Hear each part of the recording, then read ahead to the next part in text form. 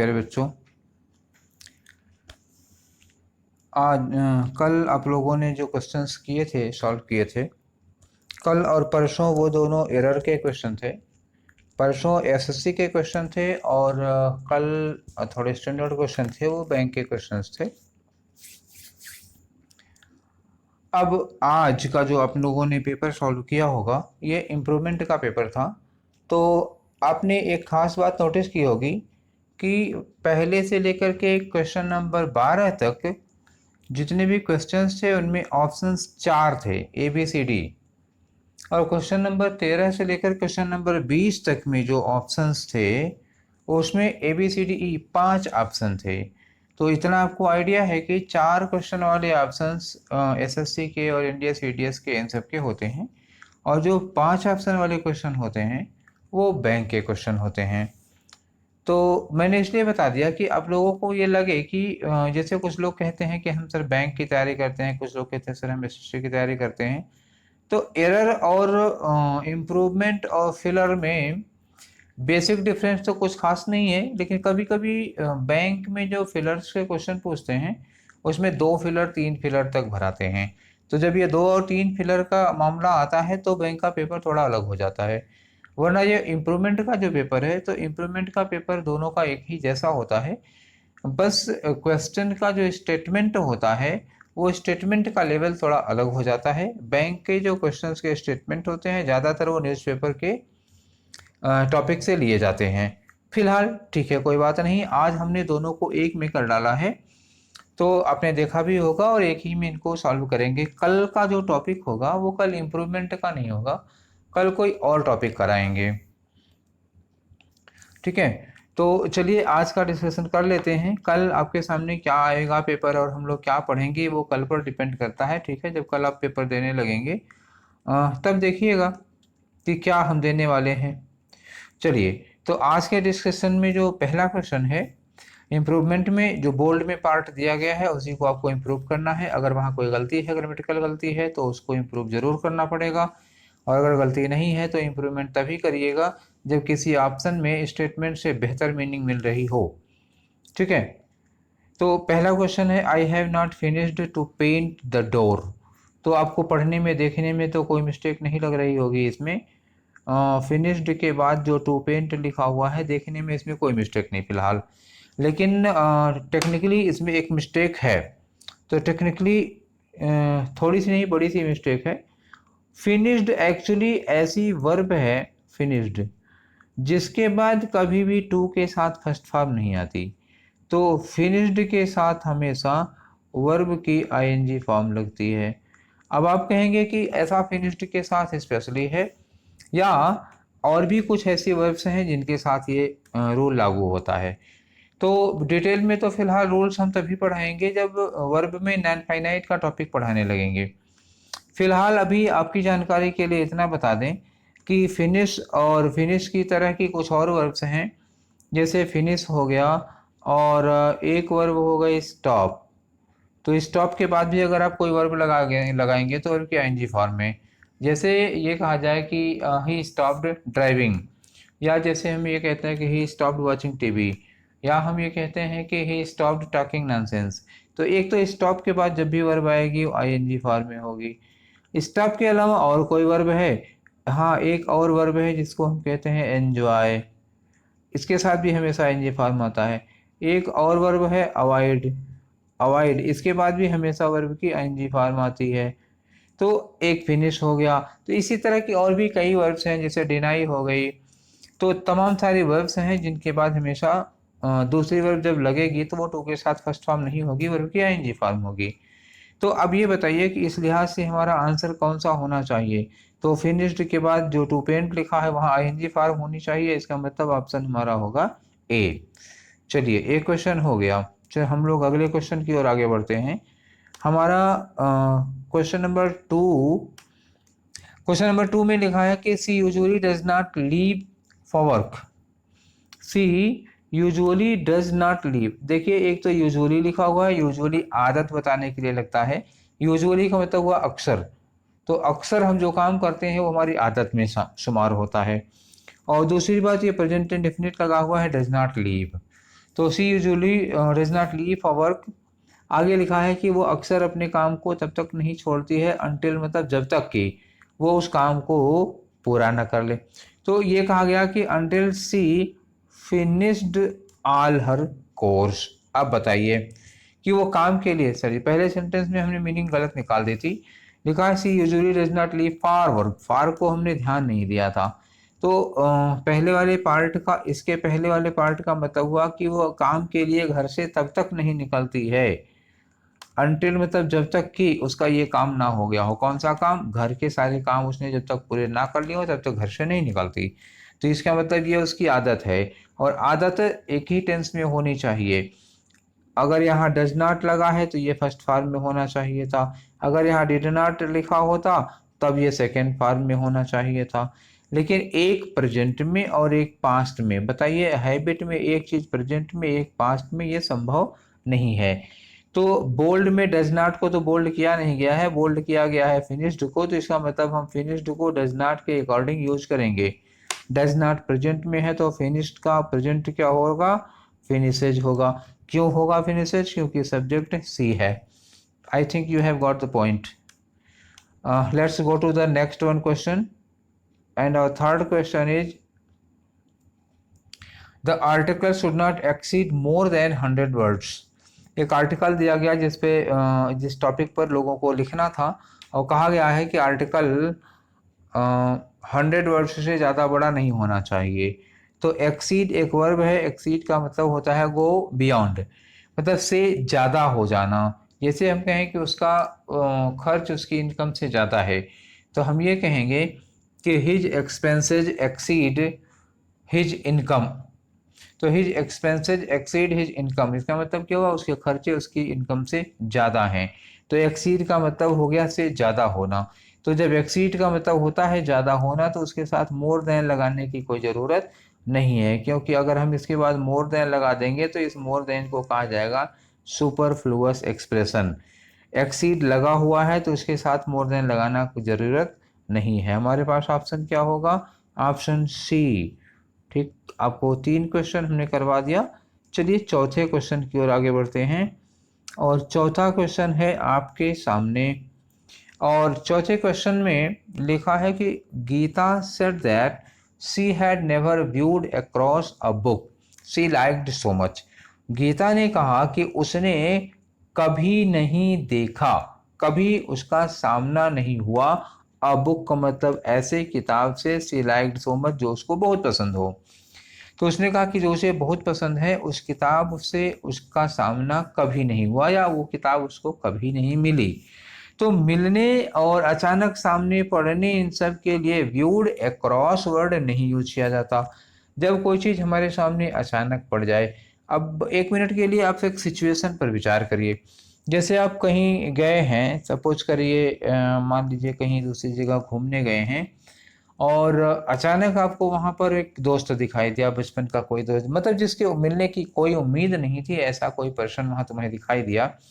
तो इत्तफाकन या अचानक से संयोग से किसी से हमारी मुलाकात होती है, तो जहाँ हमें उसकी उम्मीद ना हो, तो उसके लिए वर्ड कौन सा यूज किया जाता है? Come across. अच्छा, ये कम अक्रॉस के लिए पर्सन के लिए, लेकिन मिलने के लिए लगता है या कोई और है? नहीं, केवल पर्सन नहीं, अगर कोई समथिंग, अगर कोई चीज़ अचानक हमें मिल जाती है। चलिए आप मान लीजिए कि आपकी किसी पुरानी किताब या डिक्शनरी से आप जैसे आज या कल में, खाली अब लॉकडाउन चल ही रहा है, कोई पुरानी किताब तो आप पलट रहे हो, अचानक उस पुरानी किताब में आपको 2016 के पहले का 1000 का नोट मिल जाए। ठीक है, उम्मीद नहीं थी, आपको पता नहीं था क्या है रखा हुआ है, तो किताब पलट रहे थे, 2016 के पहले का 1000 का नोट मिला। तो आप बताइए अब क्या होगा? अरे भाई अब क्या होगा का मतलब आप लोग ये मत सोचिए हम आपसे पूछ रहे हैं आप क्या सोच रहे हैं, आपके दिल पर क्या गुजर रही है, हम ये क्वेश्चन नहीं पूछ रहे हैं। हमारे क्या होने क्या होगा का मतलब हुआ कि आंसर क्या होगा, वर्ब क्या होगी। हम ये नहीं पूछ रहे थे कि उस नोट का क्या होगा, वो तो आप जानिए, आपका दिल जाने क्या आप सोच रहे होंगे, क्या महसूस कर रहे होंगे। ठीक है, हमें ये बताइए तब क्या होगा। ठीक है, अचानक जिसकी हमें उम्मीद नहीं थी, आज से अगर 2016 के पहले की 1000 की नोट मिल गई, तो ऐसे कंडीशंस में हम जो वर्ब यूज करते हैं वो होती है कम अक्रॉस। तो गीता ने भी तो यही कहा कि उसे ऐसी कोई किताब कभी सामने नहीं पड़ी जिसकी उसे बहुत दिन से तलाश हो। ठीक है, तो क्वेश्चन नंबर 4 हो चुका हम लोगों का। आते हैं क्वेश्चन नंबर 5 पर। ये रहा क्वेश्चन नंबर 5। तो क्वेश्चन नंबर 5 में है I will be giving blood in the hospital. ठीक है, आगे पढ़ने की कोई ज़रूरत नहीं है। जब हम किसी को ब्लड देते हैं तो इसके लिए एक स्पेशल वर्ड यूज़ किया जाता है। बच्चा जानता है कि जब हम किसी को अपना ब्लड देते हैं तो वर्ड कौन सी यूज़ की जाती है, डोनेट। तो ब्लड देने के लिए डोनेट शब्द इस्तेमाल किया जाता है, गिव या एक्सचेंज या कंट्रीब्यूट नहीं। ठीक है, तो ये सुटेबल वर्ड की बात थी। क्वेश्चन नंबर 5 में ब्लड देने के लिए गिव नहीं डोनेट यूज किया जाता है। चलिए क्वेश्चन नंबर 7, मतलब क्वेश्चन नंबर 5 तो मुझे लगता है सभी का सही हो गया होगा, और अगर ये भी गलत कर दिया है तो फिर भाई आगे हम कुछ नहीं कह सकते। क्वेश्चन नंबर 6 है the fisherman are fishing in the sea. ठीक है, यहाँ तक तो कोई गलती नहीं है। Fisherman are fishing in the sea, देखिए फिशरमैन प्लूरल है, आर प्लूरल है, आर के बाद वर्ब की आईएनजी फॉर्म लगी, यहाँ तक कोई गलती नहीं है। अब देखिए यहाँ से लिखा हुआ है सिंस सनराइज। सिंस सनराइज का मतलब अगर ये परफेक्ट कंटिन्यूअस टेंस हुआ। अगर सिंस या फार के साथ कोई टाइम लगा हुआ है तो वो टेंस परफेक्ट या परफेक्ट कंटिन्यूअस में ही हो सकता है और किसी में नहीं जाएगा। तो ठीक है, हमारे सामने है सिंस सनराइज, तो हमारे पास जो आर फेसिंग है इसकी जगह होना क्या चाहिए, इसकी जगह होना चाहिए हैव बीन, और हैव बीन के बाद क्या होगी, वर्ब की आईएनजी फॉर्म। तो आप समझ ही रहे होंगे वर्ब की आईएनजी फॉर्म क्या होगी, have been fishing. Have been fishing कोई ऑप्शन है, ये आपका बी वाला ऑप्शन है। ठीक है, तो छठा क्वेश्चन भी हमने सॉल्व कर लिया। 6 क्वेश्चन सॉल्व कर चुके हैं, 7वें क्वेश्चन की ओर आगे बढ़ चुके हैं। ठीक है, 7वां क्वेश्चन है आपके सामने जिसमें लिखा है कि which newspaper do you subscribe for. Fix preposition का मामला है बेटा, इसमें कोई ग्रामेटिकल एरर नहीं है। हालांकि फिक्स प्रीपोजिशन भी ग्रामर की ही एरर है, लेकिन अब ग्रामेटिकल एरर जनरली हम लोग उन चीज़ों को कहते हैं जिसमें ग्रामर के रूल्स लग रहे हों। फिक्स प्रीपोजिशन तो ये फिक्स चीज़ होती है, और रटने वाली बात है कि सब्सक्राइब के बाद हमें प्रीपोजिशन कौन सा लगाना होता है। तो यू मस्ट नो कि for is not use after subscribe, and in and at also is not use. तो subscribe is followed by to. तो हमेशा जब हम किसी चीज़ को सब्सक्राइब करते हैं तो उसके साथ टू यूज किया जाता है, और इसका हमारा ऑप्शन होगा सी। चलिए, ये क्वेश्चन तो बड़ी जल्दी खत्म हो गया। आइए क्वेश्चन नंबर 8 देखें, इसमें क्या दिया है। क्वेश्चन नंबर 8 में दिया है कि मैरी वंडर्ड। ये वंडर्ड आश्चर्य करना वाला नहीं है, ये है वंडर्ड सोचने वाला। तो मैरी ने सोचा, इफ द अदर, एक छोटा सा वर्ड है if other girls were as excited as she was. तो ठीक, मैरी ये सोच रही थी कि क्या और गर्ल्स भी उतनी ही एक्साइटेड हैं जितना कि वो। अब इसमें ऐसे पढ़ने में तो सेंटेंस में कोई गलती नज़र नहीं आ रही है, लेकिन कंजंक्शन के एक पेयर की गलती है भाई। कंजंक्शन की एक पेयर की गलती क्या है, आप 2-3 चीज़ें समझिए। एक वर्ड है वंडर, वर्ब है, और एक वर्ड और है डाउट, DOUBT। इन दोनों की कॉम्बिनेशन में गलती हो गई। इन दोनों के कॉम्बिनेशन में अभी जो 2 वर्ड हमने लिखे थे वंडर और डाउट, इन दोनों के कॉम्बिनेशन में इफ नहीं लगता भाई, बल्कि क्या लगता है, वेदर लगता है। और के कॉम्बिनेशन में भी क्या लगता है, वेदर। तो वंडर, डाउट और इनके कॉम्बिनेशन में इफ ना लगा करके वेदर लगाते हैं। तो ये लिखा है वंडर, तो यानी इफ नहीं लगना चाहिए, इसकी जगह पर क्या लगना चाहिए, वेदर लगना चाहिए। आपका ऑप्शन होगा पी। आइए क्वेश्चन नंबर 9 देखें। क्वेश्चन नंबर 9 में क्या है। क्वेश्चन नंबर 9 है कि his friends could not tell me why he did not come to college yesterday. तो यहाँ यस्टरडे लिखा है, यहाँ डिड नॉट लगा हुआ, कुड नॉट लगा हुआ है, यहाँ डिड नॉट लगा हुआ है, तो मतलब टेंस में फिलहाल कोई गलती नहीं। ये भी पास्ट इंडिकेट कर रहा है और ये पास्ट में है, तो इस ओर से फिलहाल कोई चिंता नहीं है, हट लेते हैं। अब दूसरी बात आई कि उसके फ्रेंड्स हमें नहीं बता पाए, और यहाँ सेंटेंस कनेक्ट हो रहा है, ये कनेक्टर है व्हाई। ये व्हाई क्या है, इनडायरेक्ट में WH वर्ड है जो कनेक्ट कर रहा है दो सेंटेंस को, और दूसरा सेंटेंस क्या है, ही डिड नॉट कम। अच्छा ठीक है, अगर ये सेंटेंस अलग अलग लिखे जाते हैं, मान लीजिए कि ये पहला सेंटेंस ना होता, सपोज 1 मिनट के लिए कि ये सेंटेंस नहीं है, खाली ये लिखा हुआ है कि why he did not come to college yesterday, और यहाँ क्वेश्चन मार्क लगा होता, पूछा जाता कल वो कॉलेज क्यों नहीं आया। तो आप जानते हैं कि इंट्रोगेटिव सेंटेंस में जो अरेंजमेंट होता है, उसमें जो हेल्पिंग वर्ब होती है डिड, वो हमेशा कहाँ लगता है, ही के पहले, मतलब सब्जेक्ट के पहले। इंट्रोगेटिव वर्ड व्हाई यानी कि इंट्रोगेटिव वर्ड और सब्जेक्ट के बीच में लगता है। ऐसे कह सकते हैं कि हेल्पिंग वर्ब हमेशा सब्जेक्ट के पहले लगती है इंट्रोगेटिव के स्ट्रक्चर में। ठीक है, इंट्रोगेटिव है, इंट्रोगेटिव के स्ट्रक्चर में यही हाल होता है। लेकिन जब कोई इंट्रोगेटिव सेंटेंस किसी दूसरे सेंटेंस में जोड़ा जाता है, कोई भी क्लाज हो, अब ये जो क्लाज हो, चाहे अफर्मेटिव हो, चाहे इंपरेटिव हो, चाहे इंटरोगेटिव हो, किसी भी टाइप का क्लाज हो, उसमें अगर कोई इंटरोगेटिव सेंटेंस अगर आप जोड़ रहे हैं, तो इसमें रूल ये होता है कि जो हेल्पिंग वर्ब लगती है सब्जेक्ट के पहले, वो हेल्पिंग वर्ब सब्जेक्ट के बाद में चली जाती है। ठीक, डायरेक्ट इनडायरेक्ट पढ़ते समय आपने ये काम किया होगा।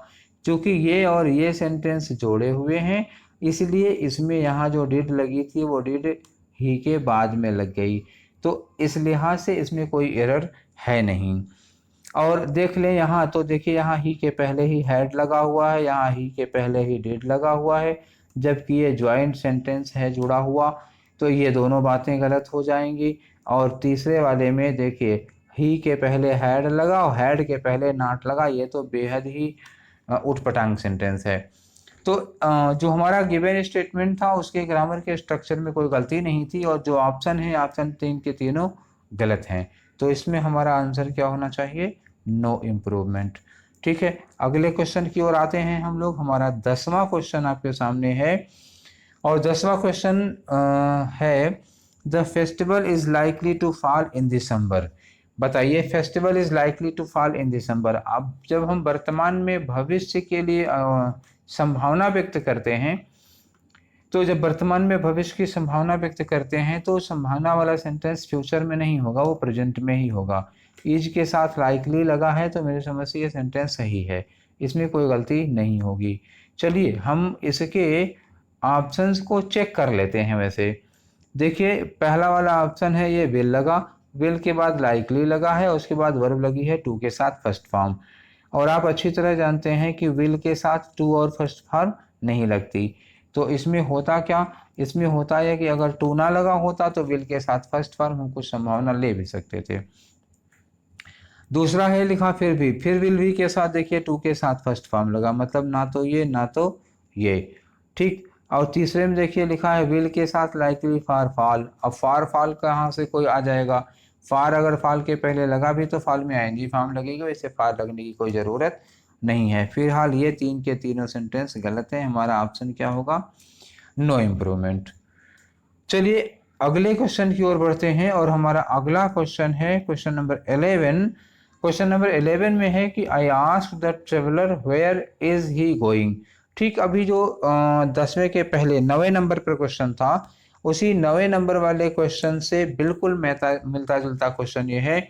आई आस्क्ड द ट्रेवलर एक पार्ट हो गया, वेयर इज ही गोइंग दूसरा पार्ट हो गया। अगर हम आई आस्क्ड द ट्रेवलर को काट दें, तो वेयर इज ही गोइंग में हमें इज ही के पहले इज लगा हुआ सही लग रहा है, ठीक है, हम मान लेते हैं ये। लेकिन जब ये इसके पहले कोई एक सेंटेंस और लगा हो, उसमें इसको जोड़ा गया हो, तो अभी थोड़ी देर पहले मैंने कहा था इज को ही के बाद रखेंगे। ठीक, इंट्रोगेटिव सेंटेंस जब किसी दूसरे सेंटेंस में जोड़ा जाता है, तो उसकी हेल्पिंग वर्ब सब्जेक्ट के पहले ना आकर सब्जेक्ट के बाद आती है। ठीक है, तो ये सब्जेक्ट के बाद आएगी, इसका मतलब हम वेयर के बाद ही ले आएंगे और इज को उसके बाद ले जाएंगे। तो ऐसा कोई ऑप्शन ढूंढ रहे हैं, देखिए मिलता है कि नहीं मिलता है। तो पहले में मिला वेयर ही इज गोइंग, और दूसरे में लिखा है वेयर वाज ही गोइंग। अब ये बताइए कि इसमें ही के पहले वाज लगा है, तो ये तो गलत हो गया। तीसरा ऑप्शन है वेयर ही वाज गोइंग, तो यहाँ हमें ही के बाद वाज लगा हुआ मिल रहा है, यहाँ ही के बाद इज लगा हुआ मिल रहा। स्ट्रक्चर दोनों में ठीक है कि ए वाले में ही के बाद इज लगा और सी वाले में ही के बाद वाज लगा। अब ये एक समस्या खड़ी हो गई कि यही इज सही होगा कि यही वाज सही होगा। फिर हमें एक बार सेंटेंस में आना पड़ेगा, ये सेंटेंस को तो इम्प्रूवमेंट करना है। और मेन सेंटेंस कौन सा है, आस्क्ड, और आस्क्ड है वर्ब की सेकेंड फॉर्म में, यानी कि ये पास्ट है। और अगर ये आस्क्ड पास्ट में है तो पहला नहीं होगा क्योंकि इसमें इज दिया हुआ है, तब हमारा ऑप्शन होना चाहिए सी। तो इतनी सारी चीज़ें एक दूसरे से मिला जुला के देखनी पड़ती हैं। 11वां क्वेश्चन हमने सॉल्व कर लिया, चलते हैं 12वें क्वेश्चन की ओर। और 12वां क्वेश्चन है the bird sanctuary is about 10 kilometre inside from.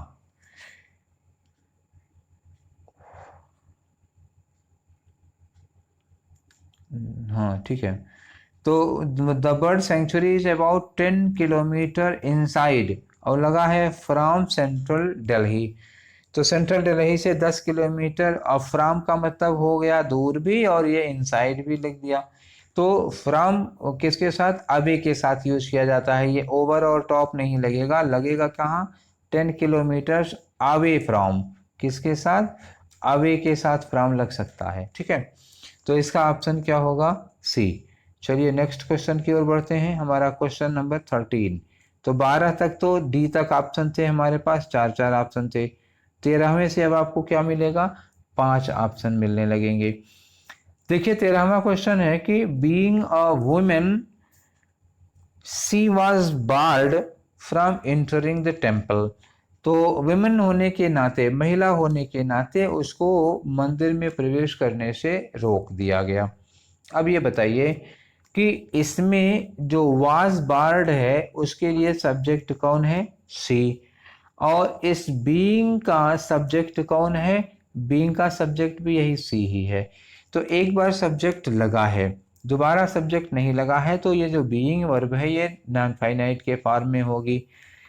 दूसरा ऑप्शन देख ले, अगर सी लगा है, सी के बाद बीइंग लगा है, तो जब सी के बाद बीइंग लगा होगा तो यहाँ से फिर दोबारा सब्जेक्ट नहीं लगेगा फिर, क्योंकि ये दोनों के दोनों सब्जेक्ट, ये वाला पहला वाला सी, देखिए ये वाला सी और ये वाला सी दोनों एक हो जाएंगे।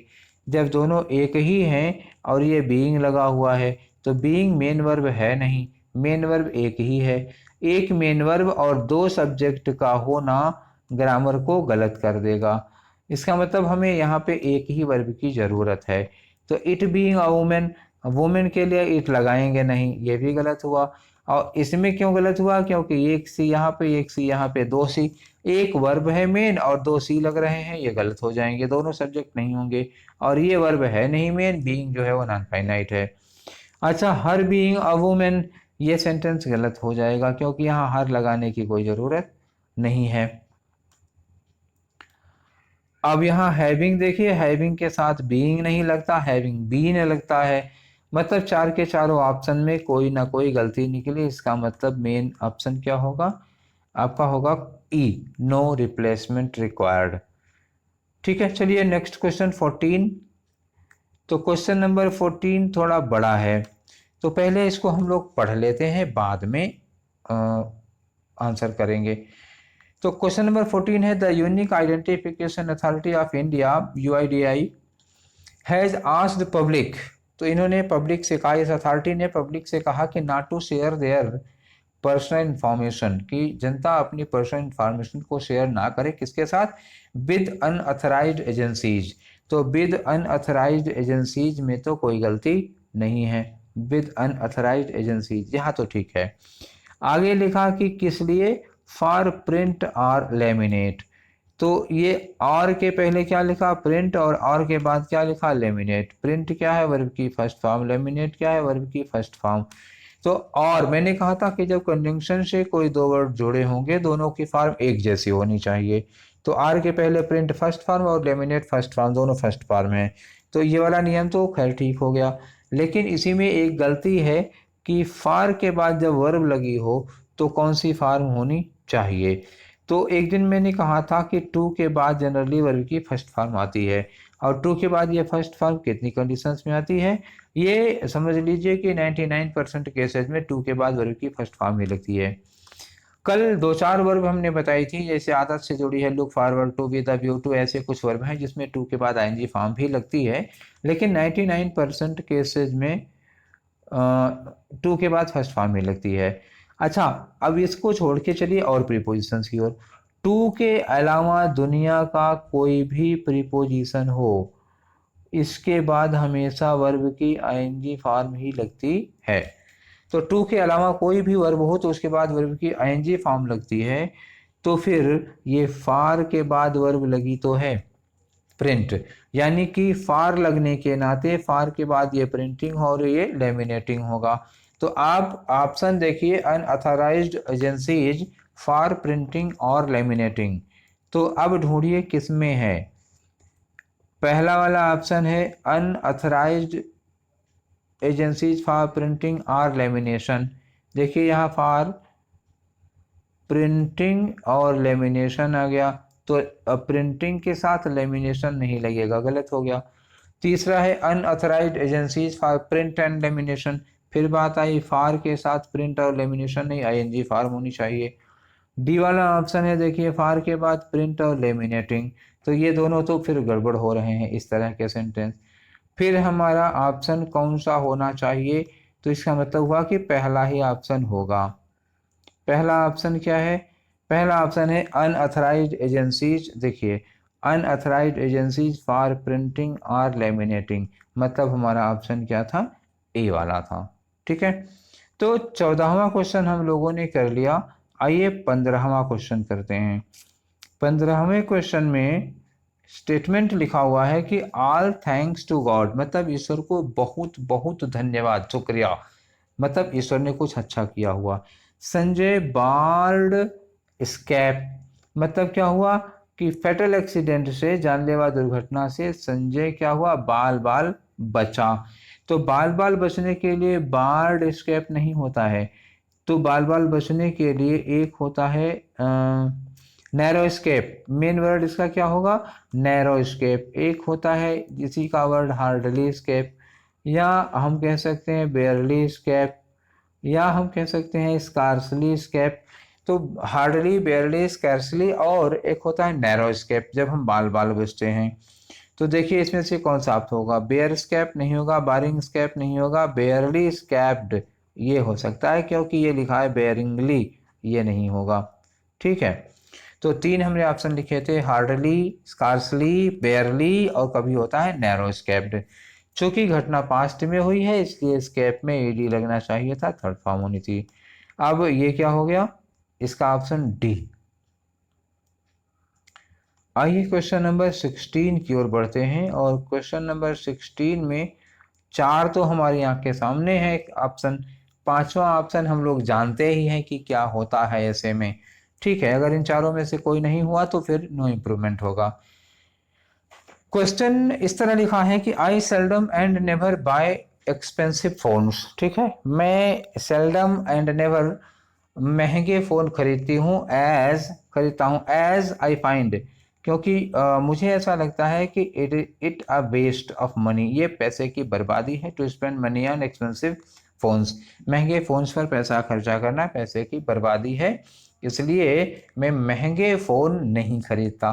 तो मैं महंगे फ़ोन नहीं खरीदता में आपको नहीं खरीदने के लिए ऑप्शन मिला है कभी नहीं के लिए सेल्डम एंड नेवर, तो सेल्डम नेवर के साथ एंड कभी नहीं लगता। दूसरा हो सेल्डम आर नेवर, हाँ तो सेल्डम आर नेवर होता है, ये लिखा। तीसरा सेल्डम इफ नेवर, तो इफ नहीं लगता है सेल्डम और नेवर के बीच में। इफ लगता है कब, देखिए एक मान लीजिए सेल्डम है, तो सेल्डम के बाद अगर इफ लगा होगा तो यहाँ लिखा जाएगा एवर, और सेल्डम के बाद अगर आर लिखा है तो होता है नेवर। मतलब आपके पास क्या हुआ, सेल्डम इफ एवर या सेल्डम और नेवर, ये दो एक्सप्रेशंस होते हैं, सेल्डम इफ एवर और सेल्डम और नेवर, यही दो चीज़ें मिलेंगी तो ऑप्शन सही होगा, या इन्हीं में से एक भी गड़बड़ हुआ तो फिर वो गलत हो जाएगा। हमारे दूसरे वाले ऑप्शन में क्या था, सेल्डम इफ एवर, तो इफ जब लगता है तो नेवर लगाया जाता है। हाँ, ये वाला पहला वाला सेल्डम और नेवर एकदम करेक्ट था, और जो क्वेश्चन में है सेल्डम एंड नेवर ये गलत है। तो हमारा ऑप्शन तो हमें मिल ही गया। चलिए अगले क्वेश्चन की ओर बढ़ते हैं। अभी हमारे पास 4 क्वेश्चन बाकी हैं। हमारा क्वेश्चन नंबर 17। तो क्वेश्चन नंबर 17 है the real reason for conflict. पहली बात, रीजन के साथ फॉर लगता है, ठीक है, इसमें तो कोई गड़बड़ी नहीं है। तो रीजन के बाद फॉर लगता है, ये ठीक है, लेकिन लाइज के बाद ऑन नहीं लगता, इन लगता है। तो आप ढूंढिए reason for the conflict lies in. तो रीजन फॉर और लाइज इन, पहले में ऑफ, दूसरे में ऑफ, और तीसरे में सॉरी चौथे में एट, मतलब यही सी वाला ऑप्शन बच रहा है, इसी में फॉर लगा हुआ है। यहीं से देखने पे मिल गई गलती, क्योंकि ये स्टेटमेंट गलत है और जो ऑप्शन है उन ऑप्शंस में ए गलत है, बी गलत है और डी गलत है। तो फिलहाल एकदम यही वाला ऑप्शन बचा हमारे पास।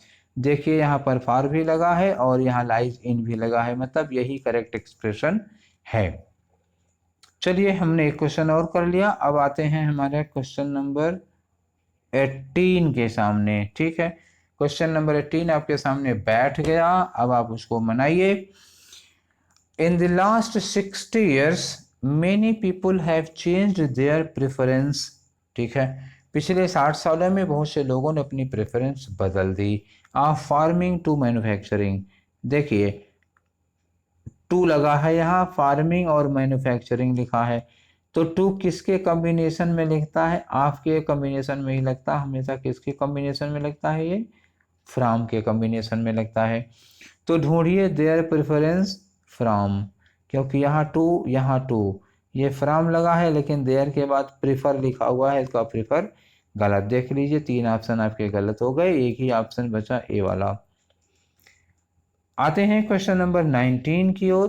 क्वेश्चन नंबर 19, एक क्वेश्चन और बचा रह गया, अगर हम 19 जल्दी कर लेते हैं तो क्वेश्चन नंबर 19 है कि सोशलिज्म हैव। देखिए सोशलिज्म एक विचारधारा है, इसके साथ हैव नहीं लगेगा, हैज लगेगा। पहली बात तो कि सोशलिज्म के साथ हैज लगना चाहिए, और दूसरी बात जो ऑलवेज है वो हैज और बीन के बीच में लगना चाहिए, ठीक है। तो होना चाहिए सोशलिज्म हैज ऑलवेज बीन। तो हैज ऑलवेज बीन का ऑप्शन कौन सा है, हैज ऑलवेज बीन है ये। केवल एक ऑप्शन बच रहा है और ये बाकी सब गलत हो गए, ठीक है। तो हमारे 19वें का आंसर होगा सी। चलिए हमारा क्वेश्चन नंबर 20 ये आपके लिए आखिरी क्वेश्चन है। डिस्पाइट, रिस्की तो होता है लेकिन कोई बात नहीं। देखिए 4 ऑप्शन आपके सामने हैं, 5वां ऑप्शन स्क्रीन पर पूरा दिखाई नहीं पड़ सकता क्योंकि क्वेश्चन बड़ा है। तो 5वां ऑप्शन हम लोग जानते ही है, नो इम्प्रूवमेंट का होगा। अगर यहाँ कोई गलती नहीं तो नो इम्प्रूवमेंट, अदरवाइज इन्हीं 4 में से हमें एक ऑप्शन मिल जाना चाहिए। तो क्वेश्चन है डिस्पाइट इट्स अट्रैक्टिवनेस, अपने आकर्षक होने के बावजूद, एफडीआई, एफडीआई क्या होता है, फॉरेन डायरेक्ट इन्वेस्टमेंट, प्रत्यक्ष विदेशी निवेश, इज बीइंग रिस्की, क्या है, एफडीआई इज बीइंग रिस्की। अभी तक तो ठीक ही लग रहा है ये। आगे लिखा है owing to the possibility of fall down, ये लिख रहा है पॉसिबिलिटी ऑफ फॉल डाउन, ठीक है ना। मार्केट, लोकल मार्केट में गिरावट की संभावना। देखिए अगर कारण लिखा है, ओइंग टू कारण बताता है, तो ओइंग टू कारण बताता है, और कारण किस में बताया जा रहा है, संभावना में बताया जा रहा है, तो हम इतना श्योर नहीं हो सकते। मतलब एफडीआई में निवेश रिस्की है, तो ये भी संभावना में आएगा क्योंकि ये बाजार के गिरने की संभावना है। तो दूसरा वाला जो सेंटेंस है कारण, देखिए ओइंग टू के बाद कारण, कारण किस में है, पॉसिबिलिटी में, तो जो परिणाम है वो भी पॉसिबिलिटी में होना चाहिए। आइए अब ये हैज बीन पॉसिबिलिटी नहीं होती, बचा कैन और माइट। तो माइट वाली पॉसिबिलिटी यहाँ नहीं लगेगी, क्यों नहीं लगेगी माइट, देखिए 3 तरह की पॉसिबिलिटी होगी। मे में पॉसिबिलिटी थोड़ी ज़्यादा होती है और माइट में पॉसिबिलिटी बहुत ही कम, ना के बराबर, ये निगेटिव सेंस में यूज किया जाता है। तो माइट सी वाला जो ऑप्शन है वो रिस्की होने में संभावना बहुत कम है, इसलिए ये नहीं होगा। और कैन में संभावना ज़्यादा है, वैसे मे में ज़्यादा होती है, लेकिन मे से ज़्यादा स्ट्रांग होता है कैन, और हैज़ बीन होगा नहीं। तो फिलहाल हमारे 20वें क्वेश्चन का जो ऑप्शन होगा वो होगा बी। ठीक, तो हम लोगों ने 20 क्वेश्चन डिस्कस कर लिए, जिसमें 2 लेवल के क्वेश्चन थे, बैंक के लेवल का भी, ये सब बैंक का क्वेश्चन था 8 क्वेश्चन, और एसएससी का भी क्वेश्चन था। ठीक है, कल आपको कोई नई चीज़ मिलेगी करने को। अरे मतलब एकदम से नई नहीं है, आप लोग घबरा मत जाइए करिए भाई। तो नई चीज़ का मतलब जो चीज़ें बैंक और एसएससी में आती हैं बस वही सारी चीज़ें, उसी तरह की चीज़ें देंगे हम। अब क्या देंगे अब ये नहीं बताएंगे। ठीक है, कल जब आपको पीडीएफ मिल जाएगा तो सोच लीजिएगा, और ऐसी कोई प्रॉब्लम नहीं होगी। ठीक है, तो आज का ये डिस्कशन यहीं पर वाइंड अप करते हैं। हाँ भाई, आप लोग एक काम नहीं कर रहे हैं, आप लोग व्यूज़ बहुत कम कर दिए हैं और कमेंट्स वगैरह देने में बहुत कंजूसी कर रहे हैं। भाई ये कंजूसी हमारी सेहत के लिए अच्छी नहीं है, और आपकी तैयारी आपकी पढ़ाई हमारी सेहत पर डिपेंड करती है, पूरा नहीं बहुत हद तक। तो आप हमारी सेहत का ख्याल रखिए, और स्वस्थ रहिए, मस्त रहिए, पढ़ाई करते रहिए। भविष्य की चिंता करनी बहुत ज़रूरी है। आपके भविष्य की चिंता आपके साथ हम भी कर रहे हैं। तो चलिए आज की क्लास यहीं ख़त्म करते हैं, मिलते हैं कल। तब तक